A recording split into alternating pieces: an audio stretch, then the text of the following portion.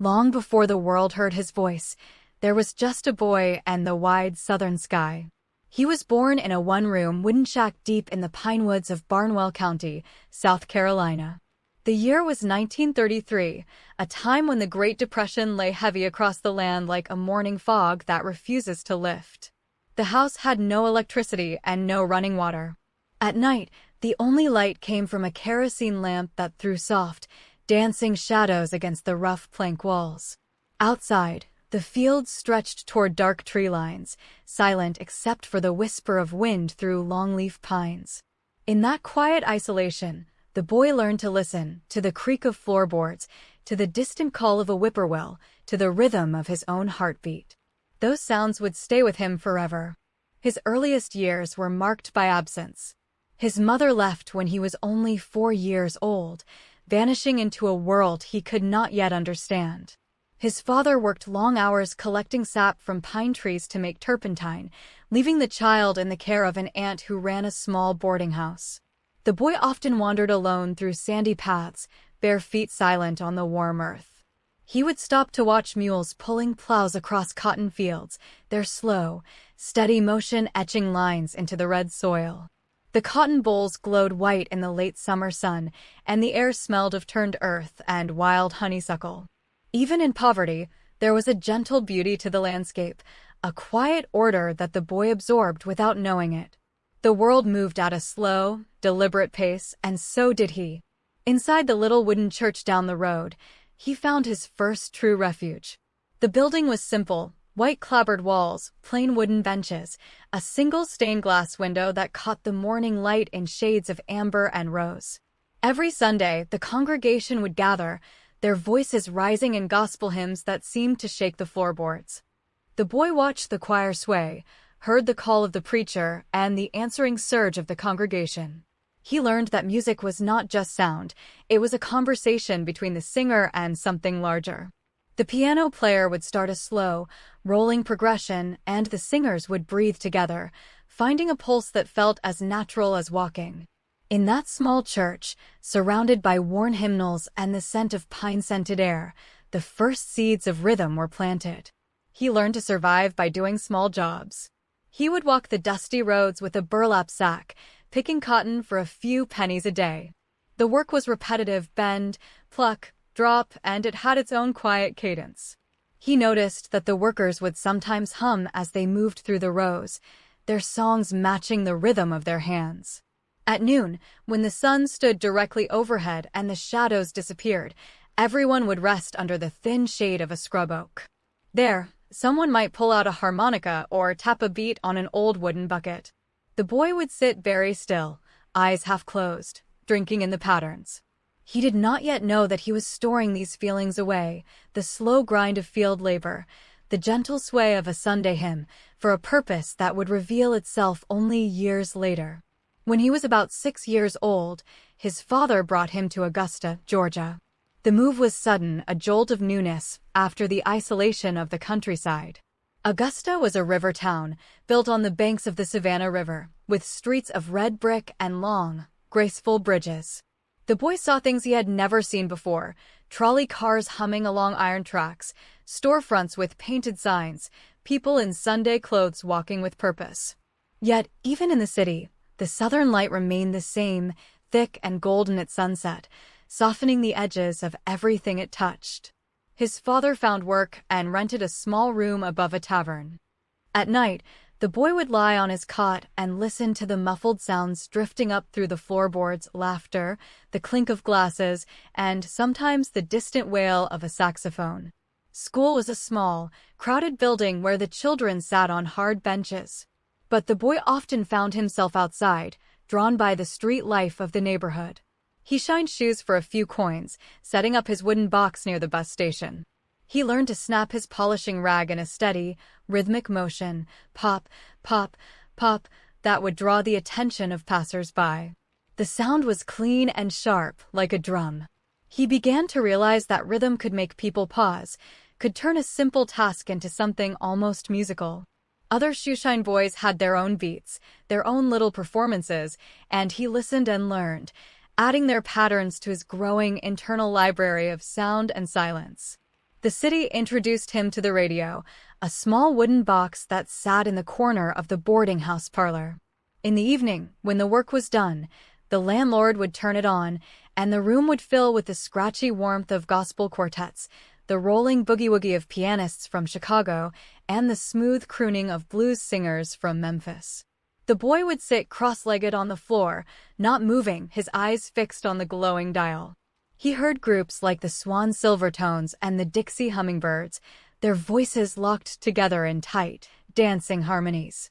He noticed how the lead singer would step out front, float above the chorus for a moment, then slip back into the blend. These nights around the radio were his true education, a seminary of sound that taught him how a voice could be both a cry and a whisper, a weapon and a bomb. As the boy grew taller and leaner, the streets of Augusta shaped him further.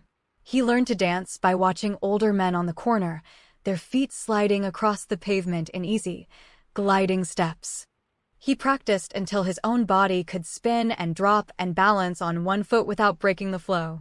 In the warm Georgia dusk, with the sky turning peach and lavender over the river, he would move for the simple joy of it, a silhouette against the fading light. The people who passed by sometimes tossed a penny into an upturned hat. He was still a child of poverty, but he was no longer silent. He had found a way to speak through his body, through the snaps of a rag and the steps of a dance. And though he did not yet have a name for it, he was already walking toward the great, quiet revolution of the one little beat that would one day change everything. In the early 1950s, the young man found himself drawn back to the gospel roots he had known as a child. He began singing with a group of friends in Augusta, gathering under a pine tree behind an old white house on a dirt road. They called themselves the Gospel Starlighters at first, and they practiced until the evening light faded and the crickets took over the chorus. The harmonies were rough but earnest, 3 or 4 voices weaving together like threads in a homespun cloth. They had no instruments beyond their own hands, clapping on 2 and 4, a tambourine made from a jar lid and nails. The pine needles beneath their feet muffled the sound, creating a soft, intimate blanket of acoustic space. In those evening sessions, far from any stage or microphone, the young man began to understand how a voice could cut through silence and pull others along with it. He was not the obvious leader at first. There were stronger voices, more polished tenors. But he had something else, an intensity of feeling that made every syllable feel like urgent news.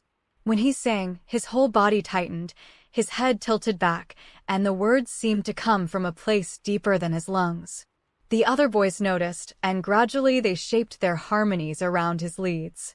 They changed their name to the Avons and began performing at local juke joints and small social halls, wooden buildings with sawdust on the floors and a single bare bulb hanging over the makeshift stage. The air in those rooms was thick with smoke and the smell of fried fish. The audience sat close, only a few feet away, and the singer could see every face, every tired eye and hopeful smile. One such place was a club in Macon, Georgia, a city of old cotton warehouses and lazy hills about 2 hours southwest of Augusta. The club sat at the edge of town, a low cinderblock building with a tin roof that pinged in the rain. Inside, the stage was just a raised platform of plywood, and the dance floor was worn smooth by countless sliding feet. Here the group began to call themselves the Famous Flames. The name suggested fire, but their performance in those early days was more like a slow burn.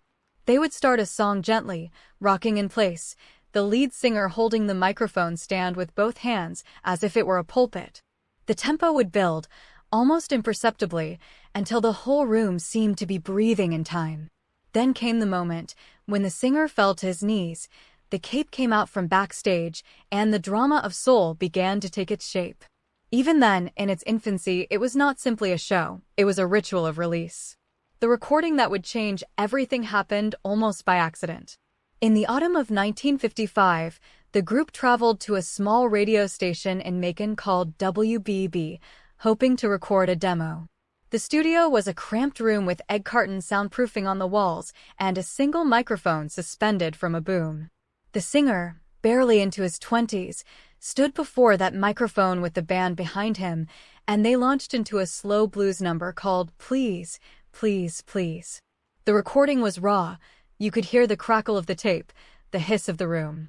But there was something in the vocal that stopped people. It was not a clean, pretty singing. It was a plea, stretched and torn, each repetition of the word please digging deeper into a different shade of longing. The session lasted only as long as the coin the studio charged for a single take, but that one song echoed far beyond that little room. The record found its way to Cincinnati, to a label called King Records. Ralph Bass, a talent scout with an ear for raw gospel blues fusion, heard the demo and drove south immediately to sign the young singer and his group. The contract that followed was modest, a few $100s, a promise of more sessions. But the real shift was internal. The singer now had a platform, however small, and a growing sense that music was not just a pastime but a calling. He began to craft his stage persona with the care of a painter layering oil on canvas. He studied the greatest performers of the era, Little Richard's frenetic energy, Ray Charles's poised command, and filtered them through his own experience of church and street and field. The result was something wholly original, a contained explosion, a storm held just barely in a bottle. During the late 1950s, the road became home. The famous Flames toured the so-called Chitlin Circuit, a network of black-owned clubs and theaters across the segregated South. They traveled in a battered station wagon, instruments strapped to the roof, the driver at the wheel through long stretches of Georgia pines and Alabama cotton fields.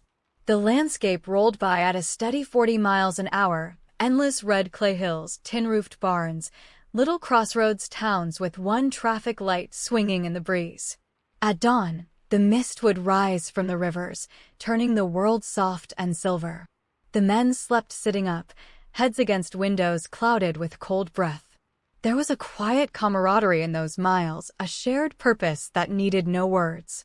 Each stop brought a new hall, a new audience, and the same old question of whether the crowd would be 3 people or 300. The shows themselves grew tighter, more disciplined. The singer insisted on absolute precision. He would fine the band members for missed notes, for being late, for wearing the wrong shoes. But he also led by example, practicing his steps alone in empty theaters before soundcheck, sliding and spinning across dusty stages in the blue half-light of a single work lamp. The Cape routine, which would later become legendary, was born out of those private rehearsals. A piece of satin, royal blue, tossed over his shoulders as he collapsed in mock exhaustion, symbolizing death and resurrection in 4 minutes of pure theater. The cape would settle gently on his back, and a band member would slowly drape it, as if laying a blanket over a sleeping child. Then, drawing some hidden strength, the singer would rise again. It was, in its own way, a quiet meditation on endurance, a hushed moment in the middle of a loud world. By the end of the decade, James Brown was no longer an unknown singer from the Pinewoods. He was a rising star, still searching for the sound that would fully define him. He had learned how to command a stage, how to hold a note until it trembled, how to lead a band through the peaks and valleys of a performance. Yet something remained just out of reach, a rhythm that was still forming in the back of his mind, born of all the dawns and dusks, the gospel shouts and the shoeshine snaps. It would arrive soon, not with a crash, but with a shift in emphasis. The world was about to learn where the one was. And when it did, the quiet boy from Barnwell County would finally find the musical language he had been hearing since the very beginning, waiting patiently in the silence between the beats.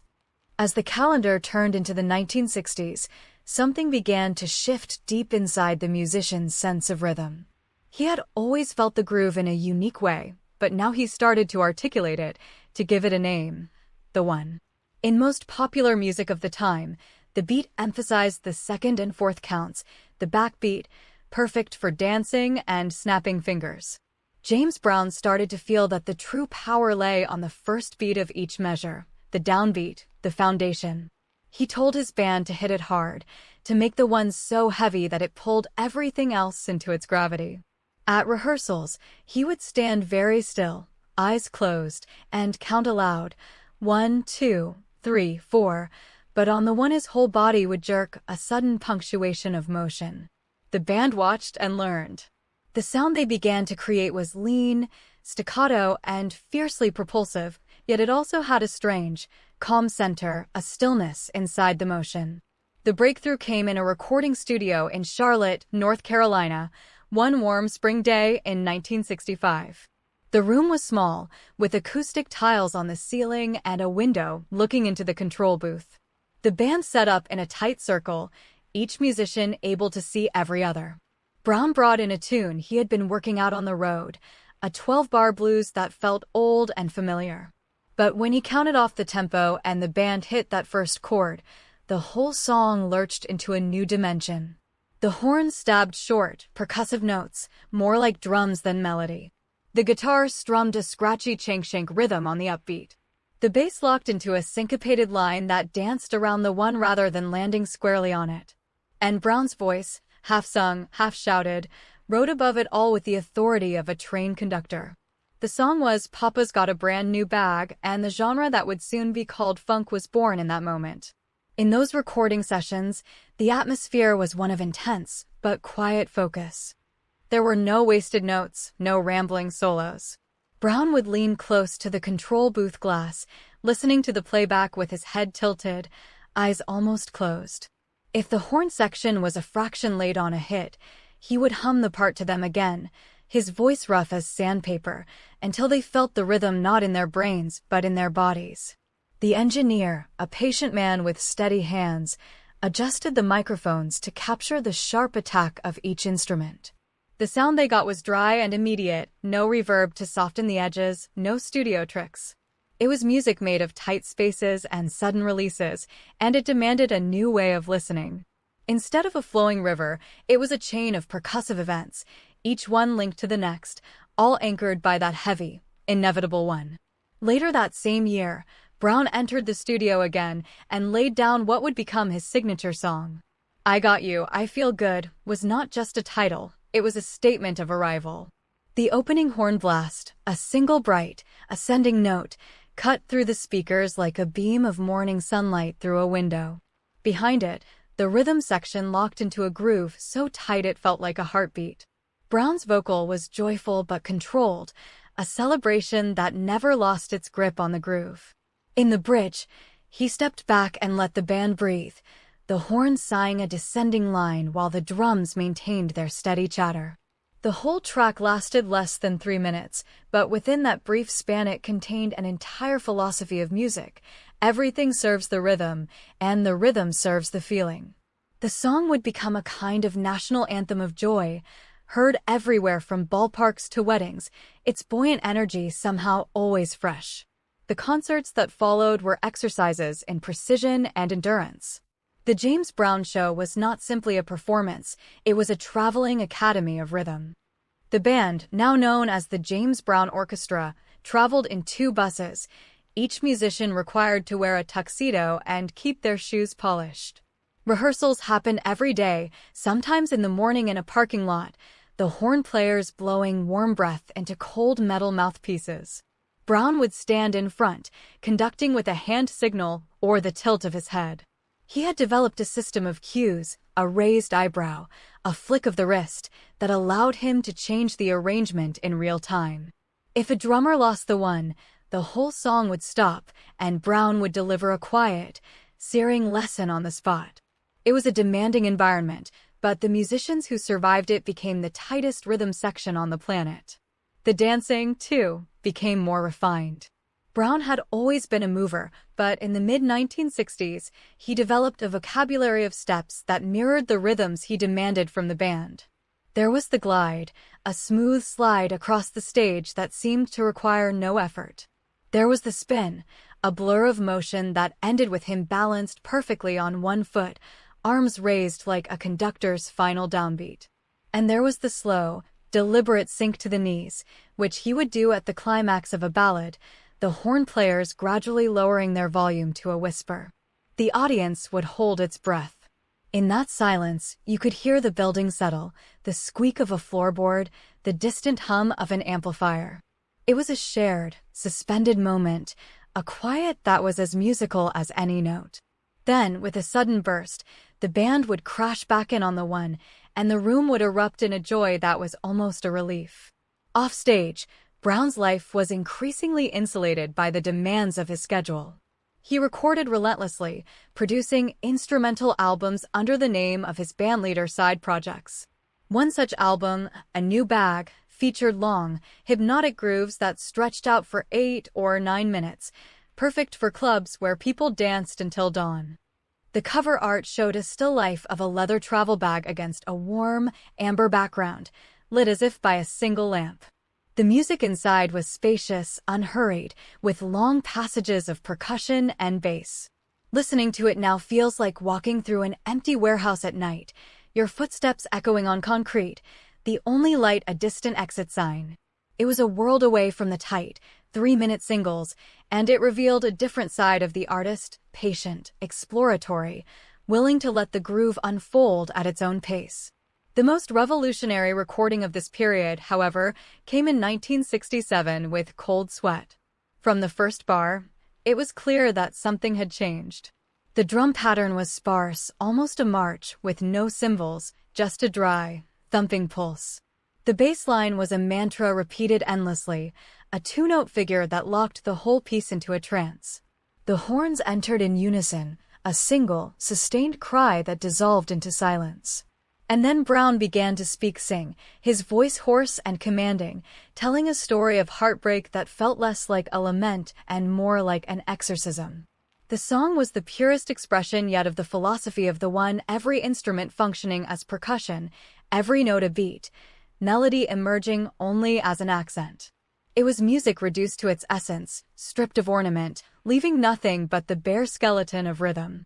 And in that bareness, there was a profound, almost monastic beauty.